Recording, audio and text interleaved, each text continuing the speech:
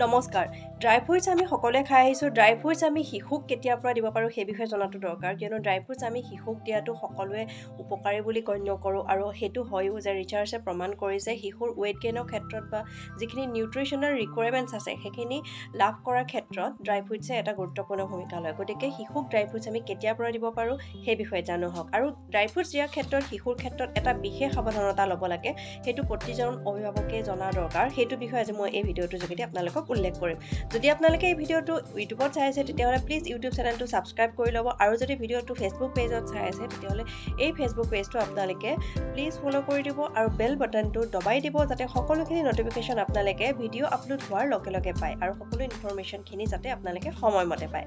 শিশুক dry fruits দিয়াৰ ক্ষেত্ৰত আমি সাৱধানতা ল'ব লাগে যদিও আমি কওঁ যে 6 মাহৰ পিছত শিশুক ড্ৰাই ফ্ৰুটছ দিব পাৰি ষ্টাৰ্ট কৰিব পাৰি তথাপিও যদি আমি 7 মাহৰ পৰা দিব পাৰোঁ বা 8 মাহৰ পৰা দিব পাৰোঁ তেতিয়া শিশুৰ কাৰণে বেছি ভাল হয় কিয়নো ড্ৰাই ফ্ৰুটছৰ কাৰণে বহুতো শিশুৰ এলাৰ্জি হোৱা দেখা যায়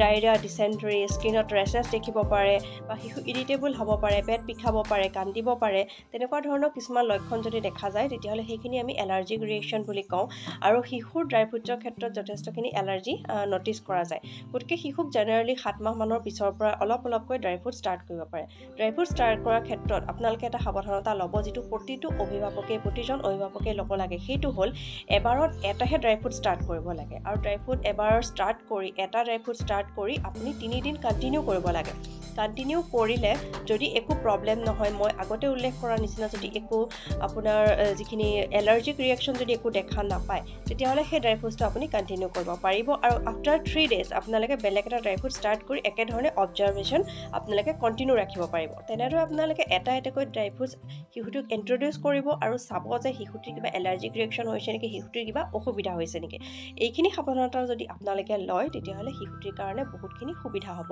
আৰু শিশুটি ছেফ থাকিব যদি গোটেই ৰাতিটো ড্ৰাই ফ্ৰুট চক কৰি আপুনি শিশুটিক ৰাতিপুৱা বা দিনটোৰ ভিতৰত খাদ্যৰ লগত মিহলাই পেষ্ট কৰি দিব পাৰে তেতিয়াহ'লে শিশুৱে ইয়াৰ পৰা যিখিনি সৰ্বাত্মক লাভ গ্ৰহণ কৰিবলৈ সক্ষম হয় আৰু শিশুৱে যিহেতু সেইখিনি সময়ত 7-8 মাহত খুব ভালদৰে দাঁত গজি নুঠে গতিকে শিশুক পেষ্ট ফৰ্মত দিলে ভাল হ'ব তেতিয়া শিশুৰ ডিঙিটো লাগি ধৰা কোনো অসুবিধা নাথাকে আশা কৰোঁ ভিডিঅ'টো আপোনালোকৰ বহুখিনি